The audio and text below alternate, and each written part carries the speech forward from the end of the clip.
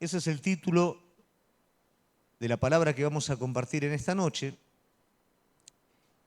Y tiene que ver cuando el Señor renueva el pacto entre la vieja generación, el pacto que hace en Horeb con el pueblo de Dios, y la nueva generación que es la que va a entrar en la tierra prometida.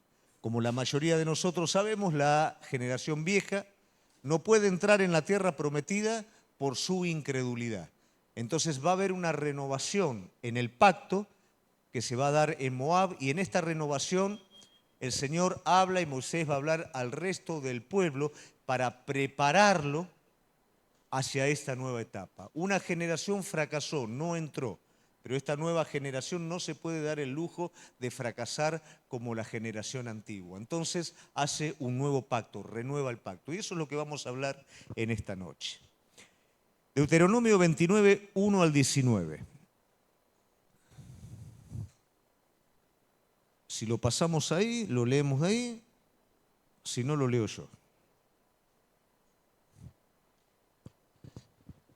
Estas son las palabras del pacto que Jehová mandó a Moisés que celebrase con los hijos de Israel en la tierra de Moab, además del pacto que concertó con ellos en Horeb. Hay una renovación en el pacto de Dios. Moisés pues llamó a todo Israel y les dijo: vosotros habéis visto todo lo que Jehová ha hecho delante de vuestros ojos en la tierra de Egipto, a Faraón y a todos sus siervos y a toda su tierra. Las grandes pruebas que vieron vuestros ojos, las señales y las grandes maravillas. Pero hasta hoy Jehová no os ha dado corazón para entender, ni ojos para ver, ni oídos para oír. Y yo os he traído 40 años en el desierto. Vuestros vestidos no se han envejecido sobre vosotros, ni vuestros calzados se han envejecido sobre vuestro pie. No habéis comido pan, ni bebiste vino, ni sidra, para que supieseis que yo soy Jehová vuestro Dios. Y llegasteis a este lugar, y salieron Sehón, rey de Hesbón, y Og, rey de Basán, delante de nosotros para pelear, y los derrotamos. Tomamos su tierra y la dimos por heredad a Rubén, Gad y la media tribu de Manasés. Guardaréis pues la palabra de este pacto y la pondréis por obra, para que prosperes en todo lo que hiciereis. Vosotros todos estáis hoy en presencia de Jehová vuestro Dios, los cabezas de vuestras tribus, vuestros ancianos, oficiales y todo varón de Israel. Vuestros niños, mujeres, extranjeros que habitan en medio de tu campamento, desde el que corta tu leña hasta el que saca tu agua, para que entres en pacto de Jehová tu Dios y en su juramento que Jehová tu Dios concerta hoy contigo, para confirmarte hoy como su pueblo, para que Él te sea a ti por Dios de la manera que Él te ha dicho y como lo juró a tus padres, Abraham, Isaac y Jacob. Y no solamente con vosotros hago yo este pacto y este juramento, sino con todos los que estáis aquí presentes, hoy con nosotros delante de Jehová nuestro Dios, y con los que no están aquí hoy con nosotros. Porque vosotros sabéis cómo habitamos en tierra de Egipto y cómo hemos pasado por medio de las naciones por las cuales habéis pasado. Y habéis visto sus abominaciones, sus ídolos de madera y piedra de plata, oro que tienen consigo. No sea que haya entre vosotros varón o mujer, o familia o tribu, cuyo corazón se aparte hoy de Jehová, nuestro Dios, para ir a servir a los dioses de esas naciones. No sea que haya en medio de vosotros raíz que produzca hiel y ajenjo. Y suceda que al oír las palabras de esta maldición, él se bendiga en su corazón diciendo: tendré paz aunque ande en la dureza de mi corazón, a fin de que con la embriaguez quite la sed. Hasta ahí la palabra de Dios. El pueblo de Dios está en un momento en el que va a ser renovado, en el que necesita una renovación para poder entrar en el pleno propósito de Dios. ¿Por qué? Porque la vieja generación fue contaminada por la incredulidad. No una incredulidad esporádica, sino una incredulidad constante que terminó endureciendo su corazón y los incapacitó para entrar en la tierra prometida. Entonces ahora Dios tiene que renovar ese pacto que había hecho con ellos en Horeb. Dios les dio un montón de promesas. pero ellos no creyeron a las promesas que Dios les dio. Y esto no es solamente algo mental, algo intelectual, esto es algo espiritual. Esta duda se tornó en una raíz en el corazón de ellos que los endureció de tal manera que los imposibilitó avanzar en un desafío espiritual, en un desafío de fe. Cuando llegaron para tomar la tierra prometida, ellos no tenían la confianza suficiente para avanzar en fe. La palabra pacto es un acuerdo. Y la palabra pacto de alguna manera nos muestra la grandeza de Dios y el favor que Dios tiene para con la vida del hombre.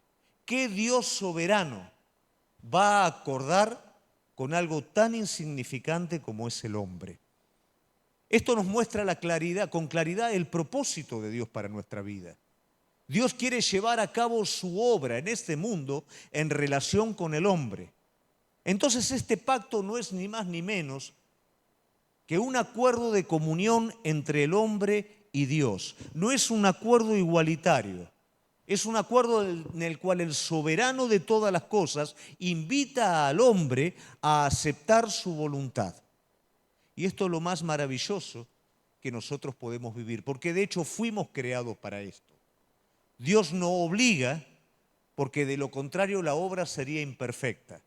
Pero sí Dios invita a cada uno de nosotros a aceptar ese acuerdo, esa relación con Él para avanzar tomado de su mano. Si lo siguiéramos por miedo, no serviría. Si lo siguiéramos por interés propio, tampoco serviría. Pero cuando lo seguimos por amor, eso realmente sirve y cumple la expectativa divina. Desde el momento que Dios crea a Adán y crea a Eva, entra en pacto con el hombre. De hecho, el pacto adánico es el primer pacto, el primer acuerdo que Dios hace con el hombre. Ese acuerdo era simplemente el mismo acuerdo que vivimos hoy. El hombre se tenía que mantener en la verdad, solamente eso. Ese acuerdo se rompe cuando el enemigo tienta al hombre como tienta hoy, en el tiempo presente, al hombre, prometiendo algo mucho mejor para que el hombre abandone su posición en Dios, para que el hombre abandone la verdad. Siempre él va a hacer promesas de algo mejor. Siempre va a ser promesas que donde estás parado en Dios es algo que no sirve, es algo insignificante, es algo que no tiene sentido, para que vos dejes eso y te pares en la mentira que Él te da. Cuando te parás en esa mentira, cuando abandonaste por el camino la verdad como la abandonó Adán, te das cuenta de que no hay absolutamente nada de todo lo que te prometió. Y si vos le decís, pero me prometiste eso, ¿y a mí qué me importa? Eso es lo que te voy a decir. ¿Y a mí qué me importa? Entonces, los pactos se rompen. ¿Por qué? Porque alguien falla. Y los pactos tienen que ser renovados para cobrar nuevamente su sentido. En nuestra vida, los acuerdos con Dios se rompen por desobediencia o dejan de estar vigentes para que pueda haber un pacto nuevo. Esto ocurre entre el Nuevo Testamento y Antiguo Testamento. El pacto de la letra, que es el del Antiguo Testamento, deja de estar vigente para entrar el nuevo pacto, que es el pacto de la gracia, el pacto del Espíritu. Y ese es el pacto en donde estamos viviendo hoy nosotros. Una comunión íntima con Dios que por medio de Jesucristo podemos mañana, tarde y noche hablar con Él. Su Espíritu vive adentro nuestro y si estamos en esa comunión íntima, continuamente Él dirige nuestra vida, cosa que en el Antiguo Pacto era imposible. Pero hoy es posible. Hoy estamos en este nuevo pacto. Pero también muchas veces en este nuevo pacto es necesario una renovación. ¿Por qué? Porque como pasó en Horeb, nuestra confianza se marchita, nuestra confianza va dando lugar a la incredulidad y con la incredulidad el acostumbramiento y con el acostumbramiento la religiosidad y terminamos imposibilitados de participar de ese reposo y de esa plenitud en Cristo Jesús. Entonces, continuamente este pacto en nuestra vida tiene que ser renovado, el pacto de nuestra relación con Él. Hoy va a ser una oportunidad para que podamos evaluar nuestra vida, para que podamos evaluar cómo estamos en la fe y si es necesario que nuestro acuerdo de comunión con Él sea renovado. No sea que alguna raíz de amargura, no sea que alguna incredulidad en nuestra vida nos marchite, nos detenga y no nos permita entrar en esta plenitud que Cristo tiene para con nuestra vida. En todo este desarrollo del pacto, nosotros lo que vamos a ver van a ser distintos aspectos en los cuales la vieja generación falla y en la cual Dios está desafiando a la nueva generación a hacer algo diferente. Probablemente, como digo siempre, nos vamos a encontrar en alguno de estos puntos y vamos a permitir y ser sensibles al Espíritu Santo de Dios para que Él hable a nuestra vida. El primero es perder el sentido de la valoración. Vamos a la palabra de Dios.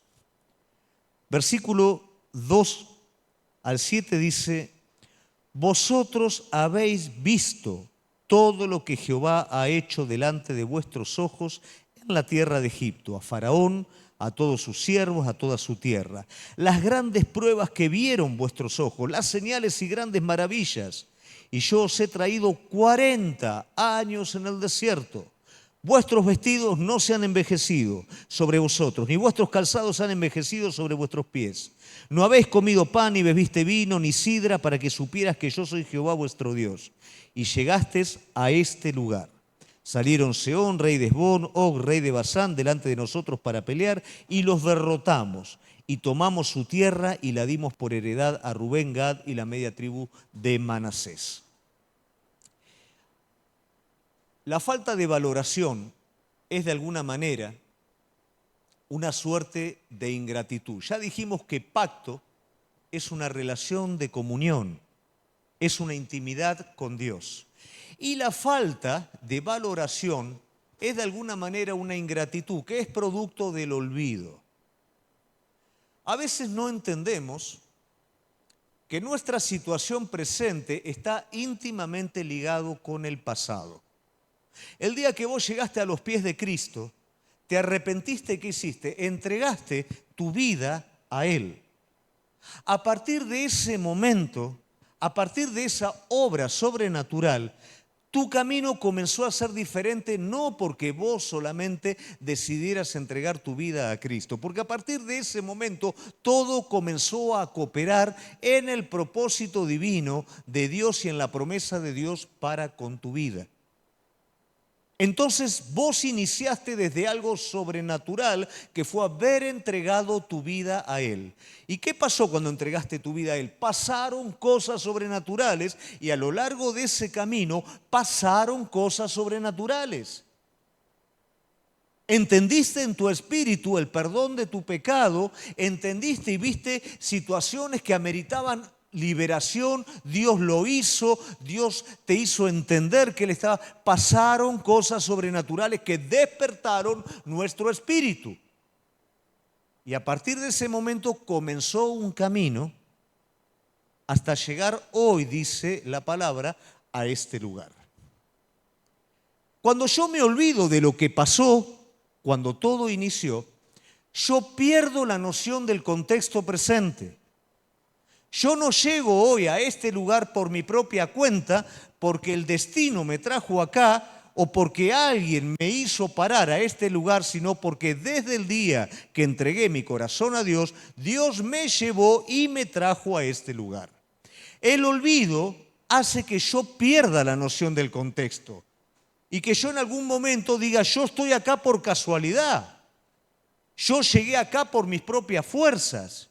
Me olvido que Él me trajo a este lugar. Entonces me confundo, pierdo el sentido del lugar y quiero de alguna manera echar mano yo al asunto.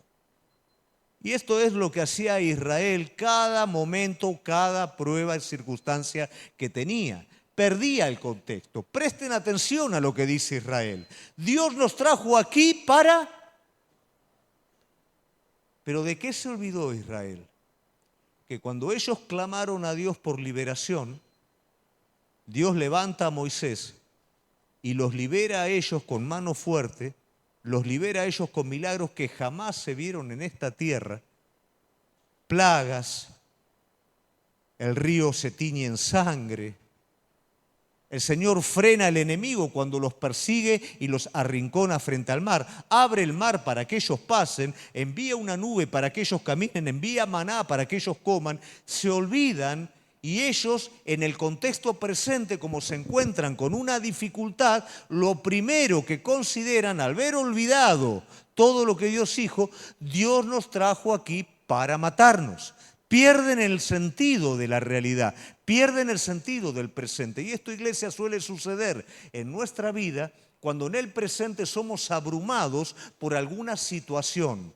Inmediatamente nos olvidamos de cómo llegamos a este presente, cómo llegamos aquí, a este lugar. Fuimos traídos por el Señor. Ellos nunca podrían haber entrado al desierto por su propia cuenta, como nunca podrían haber sido liberados de Egipto por su propia cuenta. Aquel que los liberó y que los introduce al desierto, por supuesto que no los quiere matar, si no los hubiera dejado morir en Egipto.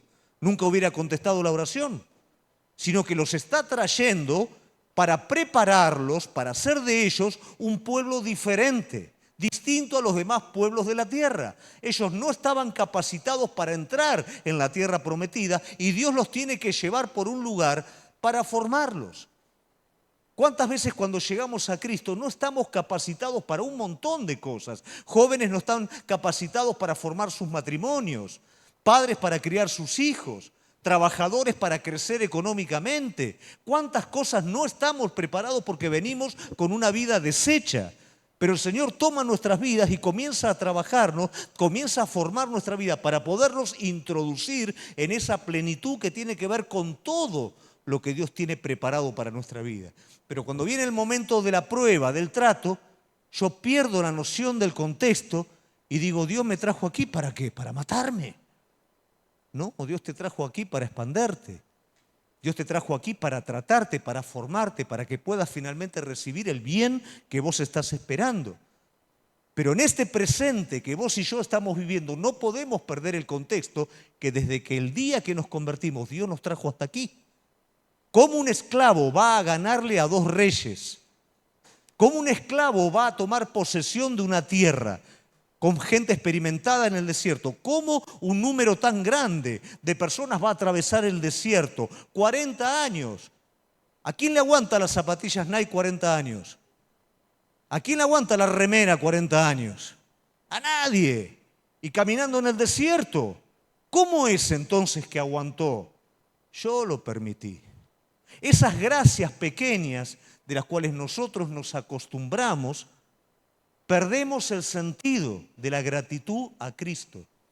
Perdemos el sentido del entendimiento que hasta aquí el Señor nos ayudó. Y lo peor que nos pasa, que cuando perdemos ese sentido, esa valoración, creemos que somos nosotros. Creemos que nosotros llegamos a este lugar. La situación negativa nos hace dudar. Pero cuando nosotros creemos que llegamos a este lugar y las cosas comienzan a tornarse buenas, creemos que nosotros somos los autores de lo que está pasando. Tenemos problema tanto con la dificultad como con la no dificultad. ¿Y qué pasa aquí? Nos adjudicamos nosotros los laureles de lo que hoy está pasando y de esa manera también nos olvidamos de todo lo que el Señor hizo hasta llegar aquí.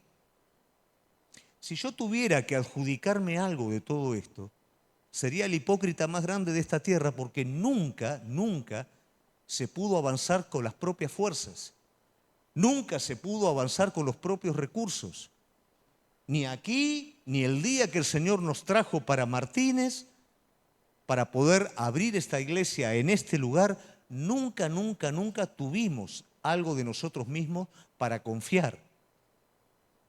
Ahora, sería muy ingrato que cuando la iglesia alcance la promesa que Dios le dio, la obra alcance la promesa que Dios le dio, uno diga o se adjudique de alguna manera, lo hice yo.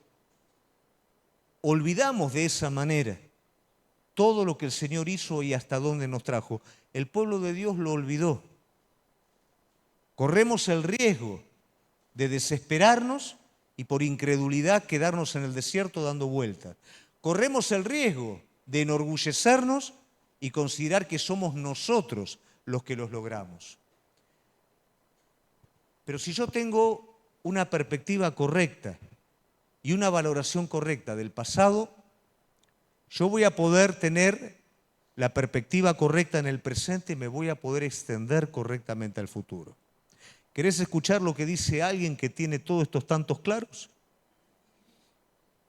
Primera de Samuel 15, 12, no. Primera de Samuel.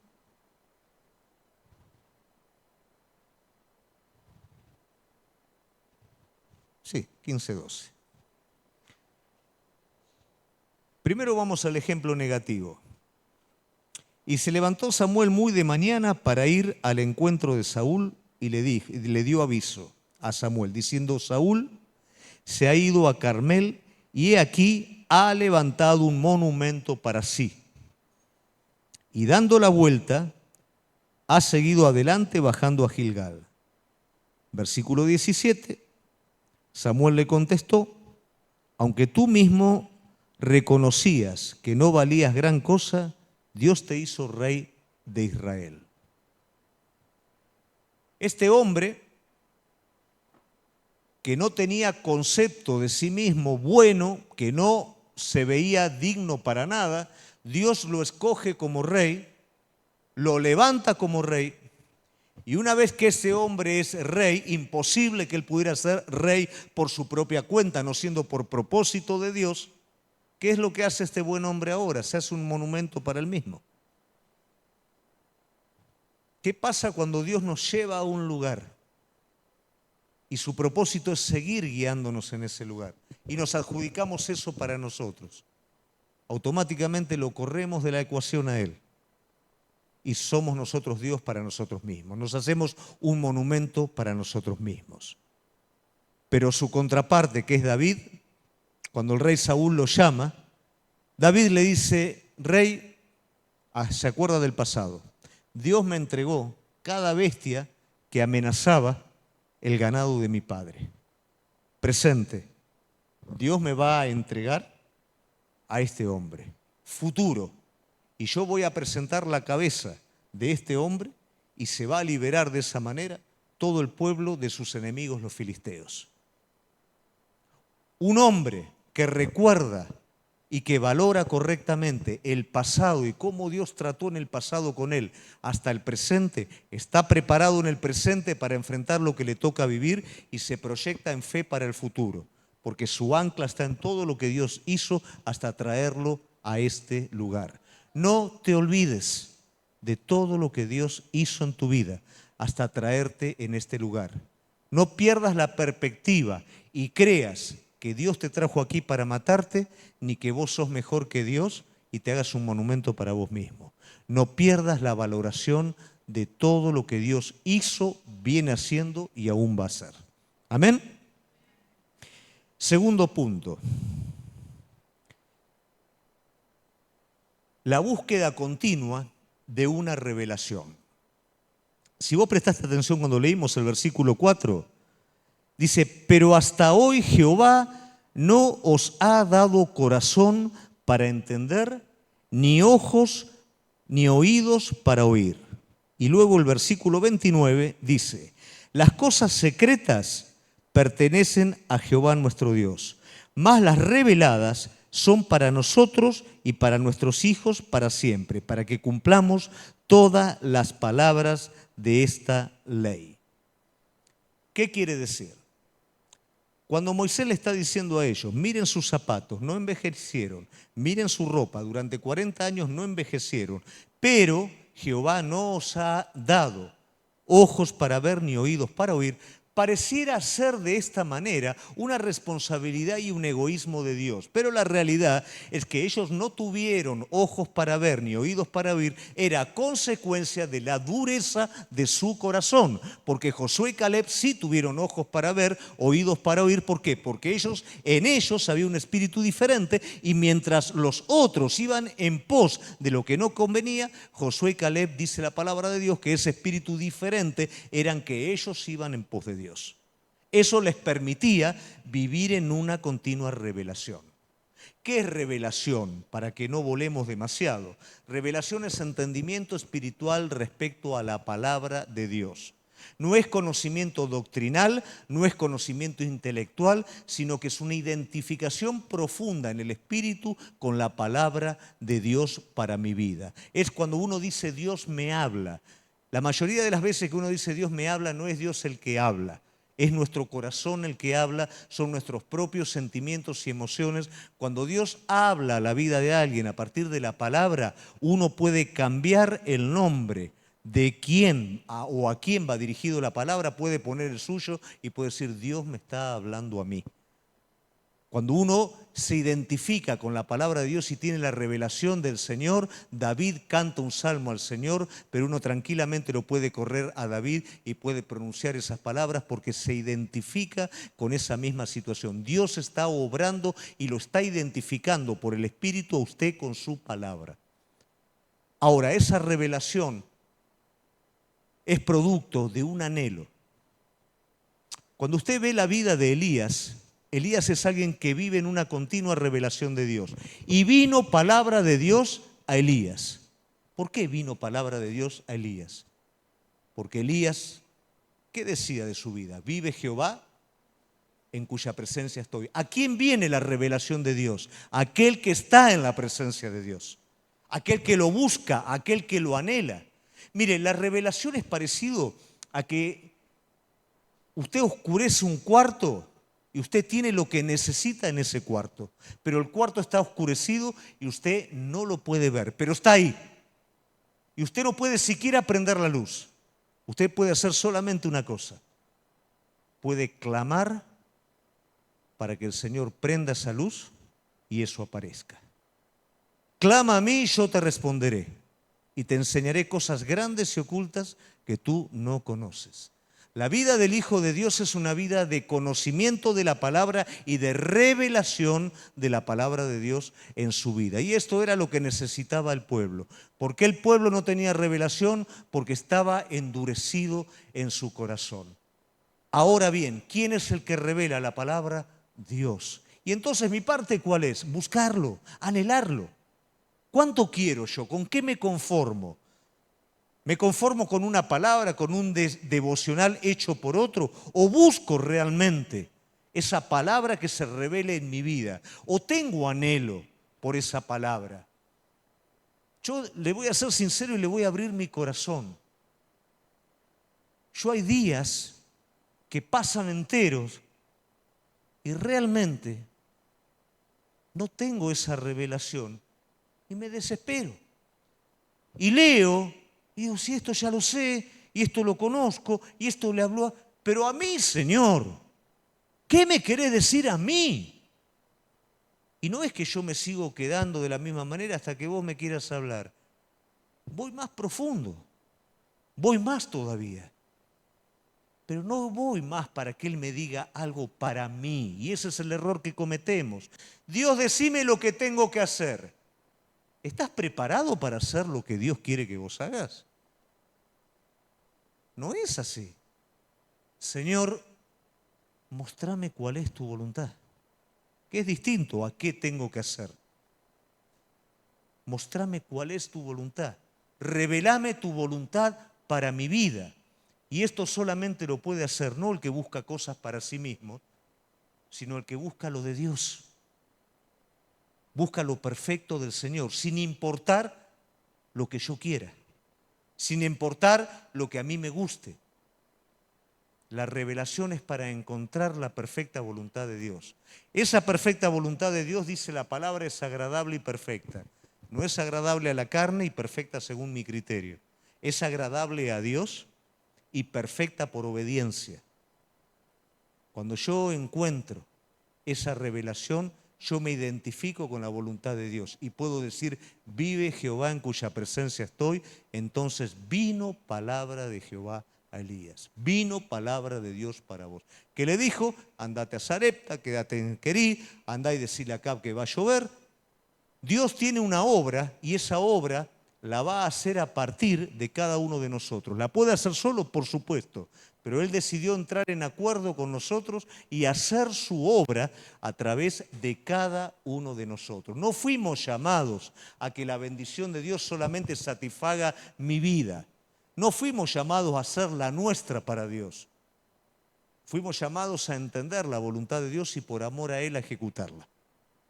Por eso necesitamos la revelación de Dios en nuestra vida. ¿Amén? Muy bien. El tercer punto, peligro de la emoción y las circunstancias favorables en la desobediencia. ¿Qué quiere decir esto? Hay un peligro grande en nuestras vidas. Pocas personas viven una vida espiritual sólida. Muchas personas viven una vida emocional y sentimental. Y muchas veces mezclamos la emoción, los sentimientos con la dirección del Espíritu Santo. Por eso tantas personas se equivocan, por eso tantas personas se frustran y por eso la necesidad de la iglesia, que edifique a los santos para la obra del ministerio y que nos pueda dar de alguna manera a través de cada hombre y mujer preparado por Dios esa noción correcta para no equivocarnos, para no frustrarnos y para no tropezar. Muchas veces podemos tener sentimientos y emociones muy fuertes aunque estemos desobedeciendo a Dios y decir está todo bien. Lo que está bien no es lo que tu emoción dice y no es cómo salen las cosas. Lo que está bien es lo que dice la palabra de Dios. Y se nos arma un conflicto grande cuando la palabra de Dios nos dice algo que nosotros no estamos haciendo y las cosas nos van bien. Generalmente nosotros tenemos que ser sinceros y cuando más buscamos a Dios es en nuestra necesidad. Y cuando las cosas las tenemos medianamente ordenadas, nos desinflamos un poquito en cuanto a la búsqueda de Dios. Y si a eso se le agrega emociones positivas y circunstancias positivas, le voy a dar más importancia a eso que realmente a lo que Dios me está diciendo. Y eso nos introduce en un error muy grande. Mirá lo que dice la palabra en el 18. No sea que haya entre vosotros varón o mujer o familia o tribu, cuyo corazón se aparta hoy de Jehová nuestro Dios para ir a servir a los dioses de las naciones. No sea que haya en medio de vosotros raíz que produzca hiel y ajenjo.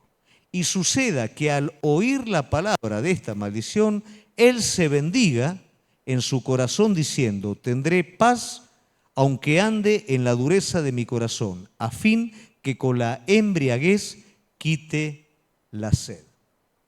¿Qué quiere decir todo esto? Si yo voy a hacer algo contrario a la palabra porque me parece que la palabra es demasiado, me parece que es mucho, me parece que no es tan así, y las cosas me salen bien, y me siento bien, aunque esté desobedeciendo a Dios. El autor hace mención de la embriaguez. ¿Qué pasa en la embriaguez? La embriaguez, yo no sé, porque cuando era joven me emborrachaba, ¿no? Pero se siente todo bien, te sentís seguro, decís cosas que en tu sobriedad no sos capaz de decirlas, haces cosas que en tu sobriedad no las haces, te sentís feliz y te olvidás de todos los problemas, pero eso es ficticio y es temporal. Después cuando eso se va, ¿qué es lo que viene?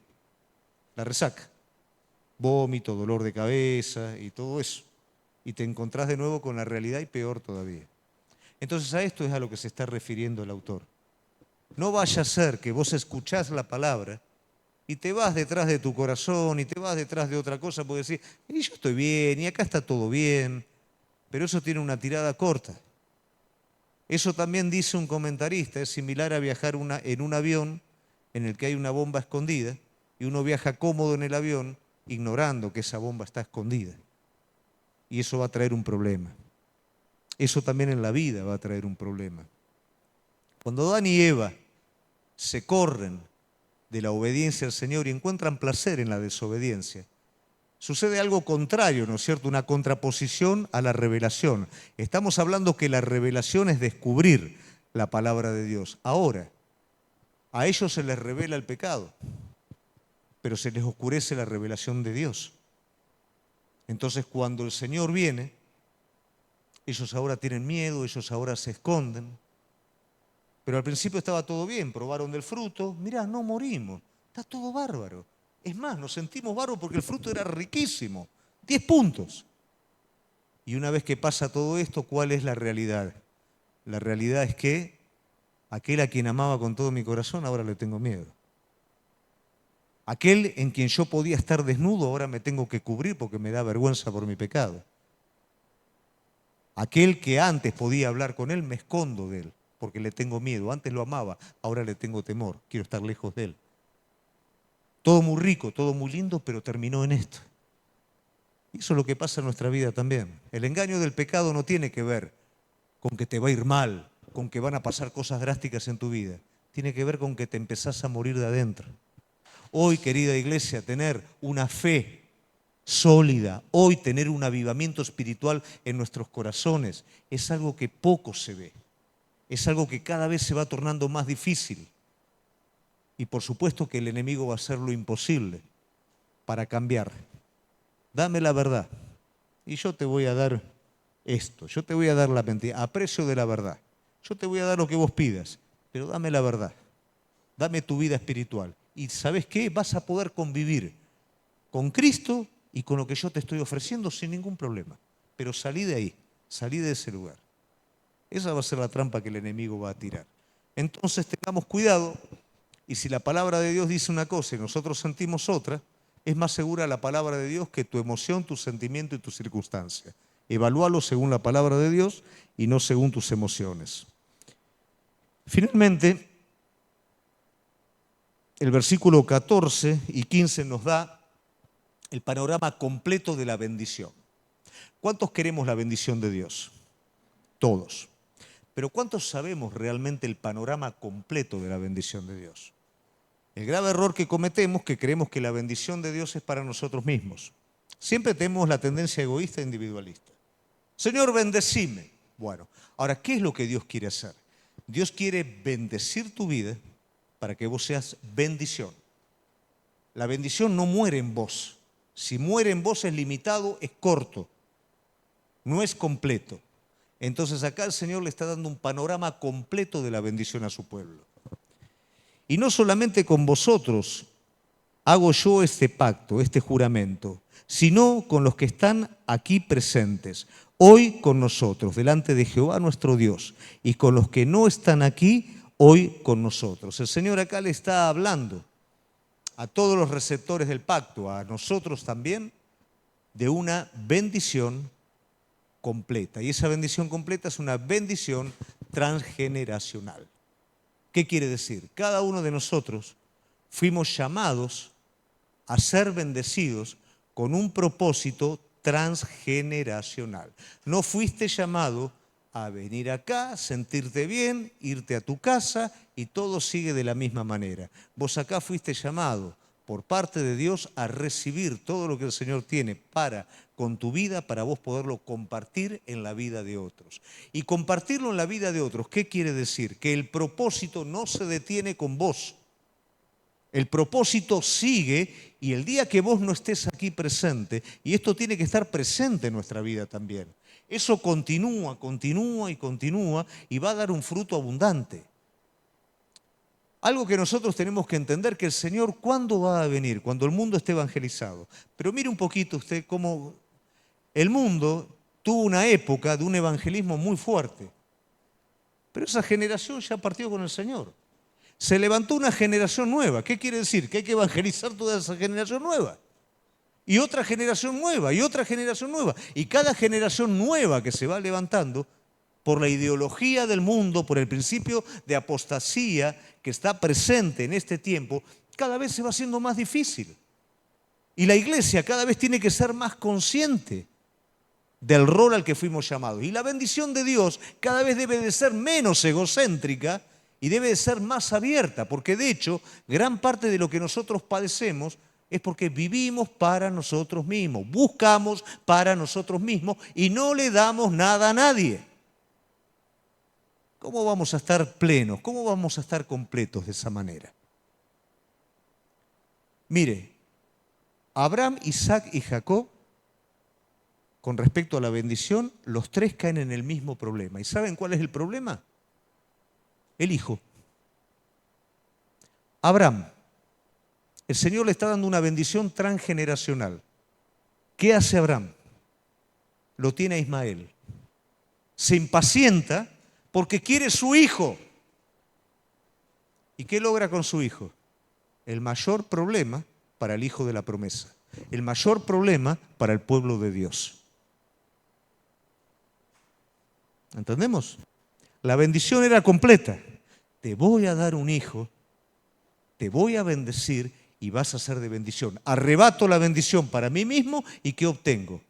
Un enemigo del pueblo de Dios, el mundo árabe. Mire la vida de Isaac. Dios le da una promesa a este hombre. ¿Cuál es la promesa? Tu hijo menor va a señorear sobre tu hijo mayor. Ahora, ¿qué pasa con Isaac? Y el hijo mayor era el fortachón. El hijo mayor era el que le traía las presas del campo, ¿no es cierto? Le hacía los guisos que le gustaba al padre. Isaac nunca fue, ¿no? Un hombre muy, muy rudo, pero está viendo a su hijo, Esaú, ¿no es cierto? Que es fuerte, que es, ¿no? Que tiene todas las cualidades, y en vez de creer lo que el Señor le está diciendo, le pone la ficha al hijo más grande. Jacob era hombre de tienda, dice, ¿no? Era calladito, era... No, este no, se equivocó el Señor. Y le pone la ficha al otro. Eso genera un problema en la casa, eso genera algo que a punto casi se pierde Jacob también. No piensa en la bendición transgeneracional, piensa en la bendición propia. Lo hace Abraham, lo hace Isaac y lo hace Jacob también. Jacob es poco sabio con José. El fruto de José es el fruto con la esposa que él amaba realmente. Y a él le dedica todo. Y a los otros hermanos prácticamente los corre. Ahora, en la bendición transgeneracional es cierto que José va a sostener al pueblo de Israel económicamente, pero también es cierto que el pueblo de Israel se va a multiplicar a través de las 12 tribus. Y él descuidó a los hermanos, maltrató a los hermanos. De hecho, cuando desaparece José, él dice, se terminó todo acá. Por poco más sacrifica la bendición también. ¿Por qué todo esto? Por una bendición o por una visión egoísta de la bendición de Dios. El día que a mí me predicaron dos personas. La primera que me preparó. Y era una persona que tenía una dietética, me acuerdo, tranquilito, buenito. Estas personas, viste, que son un pan, ¿no?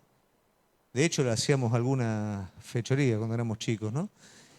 Y él me hablaba a mí, y él sembraba la palabra, ¿no? En mí. Y yo era chiquito, yo no le hacía caso. Después, cuando conozco al Señor, un hombre, ¿no? Que conocía al Señor, pero esto, viste, que son como el mate cocido, en la iglesia no hacen ni bien ni mal, ¿no? Me habló y la semilla de Dios prendió adentro mío. Y Dios comenzó a trabajar en mi vida. Y Dios nos trajo acá y hoy todos juntos somos productos, no míos, ¿no? Somos producto de Él. Y lo que Dios está haciendo en África es producto de eso. Y eso es una bendición transgeneracional. Y cuando yo volví y hablé con este hombre de la dietética, que fue el primero que me habló, en una instancia le dije, cuando me había bautizado se puso contento, cuando estaba estudiando en el seminario se puso feliz. Después de la pandemia fui a Mar del Plata a visitarlo y había muerto por la pandemia. Y la esposa estaba bastante desolada. Y yo le dije, su esposo fue la primera persona que me dio la palabra del Señor. Y yo ahora soy pastor en Martínez. Y la mujer se puso a llorar. Digo, no, pero, y aparte de esto, como iglesia, estamos trabajando en África. Lloraba desconsoladamente, pero de gozo. Porque esa persona había puesto una semilla, esa persona hizo una bendición transgeneracional. Ahora, ¿cuánto podemos hacer nosotros? No eran personas quienes me hablaron a mí, personas famosas, no eran personas que tenían mucha doctrina, no eran personas que estaban, por así decirlo, experimentadas, simplemente compartieron lo que tenían en su corazón y esa bendición se hizo completa. ¿Cuánto más nosotros, que tenemos conocimiento, que tenemos experiencia con el Señor? ¿Y cuántas veces pasan los días y lo único que estamos pensando es que Dios nos bendiga a nosotros en lo que nosotros hacemos? ¿Cuánto perdemos de sembrar esa semilla en una persona que nosotros ni nos imaginamos lo que puede hacer en esa persona? Viendo a un amigo nuestro que está en una situación muy complicada, que está en la cárcel, fuimos a visitarlo con Gaby, un pastor, y había un chico que era un adicto que había sido rehabilitado. ¿Por quién había sido rehabilitado? Por él. Esa semilla que sembró, este joven decía, él me trató como un padre, su esposa me trató como una madre, me abrían su casa y me traían, me predicaron la palabra, me dieron el lugar cuando nadie me aceptó, me ayudaron a rescatar mi familia. Y hoy este muchacho, es hermoso hablar con él, es un hijo de Dios, le está dando de comer no sé a cuántos jóvenes en un comedor, pero lo que más me llamó la atención, llegar a la cárcel y que este joven vino a visitar a su pastor y a consolar a su pastor en aquel lugar, porque él sabe que su pastor es inocente. Y él está al lado de su pastor, llevándole facturas, llevándole mate, estando al lado de él. ¿Entendemos a lo que me refiero? ¿Entendemos lo que es la bendición completa? Entonces, ¿qué pasa? Esta generación se olvidó de la bendición completa. Esta generación se olvidó de valorar lo que Dios había hecho cuando lo sacó de Egipto. Esta generación tenía un corazón tan endurecido que no hacían caso a la revelación, que la revelación ya no entraba en ellos. No podían ver sus zapatos y decir hace 40 años que estoy con esto y nunca se gastaron. Ya no podían ver el maná y decir esto me lo está dando el Señor. Lo veían como algo común. El agua la veían como algo común. Se olvidaron de todo lo que Dios había hecho en ellos. Y ahora lo único que querían hacer ellos, ¿sabés qué era? Volver a Egipto. Volver al lugar del cual clamaron a Dios que los sacara. Volver al lugar para salvarse donde los iban a matar y los iban a tratar peor de lo que antes estaban. ¿Cuántas veces ocurre eso en nuestra vida? Pidiendo liberación al Señor de donde estamos y después volvemos de nuevo a donde estábamos, olvidándonos de lo que Él hizo. ¿Cuántas veces cuando la cosa nos va bien nos olvidamos de Él? Y aunque la palabra diga una cosa, prefiero sentirme bien, prefiero tener todas las cosas que yo quiero tener. Y acá, bueno, ahí más o menos lo tenemos ahí a media. ¿Cuántas veces queremos la bendición para nosotros solos y nos olvidamos que Dios nos escogió a nosotros para que esto se multiplique al 100 por 1? Y aun cuando no estemos nosotros aquí en este mundo, esa semilla que sembramos se siga multiplicando y personas que están esperando recibirla, capaz que vos le vas a hablar a otro y el otro le va a hablar a ese y ese va a ser una persona que va a ganar miles para Cristo. Eso está en el Señor. Pero si primeramente está en tu vida y saber que esta bendición está en vos y es para poner en el corazón de otros, vamos a ser personas extremadamente completas y vamos a poder ser renovados en este pacto. Si hasta ahora estamos dando vuelta en el desierto, porque estamos en ese pacto de Oreb, que es un pacto de incredulidad, que es un pacto de olvido, que es un pacto de falta de adoración, que es un pacto de tibieza espiritual, que es un pacto de egoísmo, hoy es el tiempo en el que podemos ser renovados por nuestro Señor. Hoy es un tiempo en el que el Señor nos desafía y nos dice, ¿querés entrar en la tierra prometida o querés seguir dando vueltas hasta que mueras en el desierto? ¿Querés ser la generación que se perdió en el desierto o querés renovar mi relación conmigo y poder entrar en esa plenitud que ya diseñé? El autor de Hebreos dice que no brote ninguna raíz en nuestro corazón. Que recordemos ese ejemplo de incredulidad para no caer nosotros en el mismo error y que podamos entrar a esta plenitud que Cristo preparó para la vida de cada uno de nosotros. Amén. Los invito a ponerse de pie.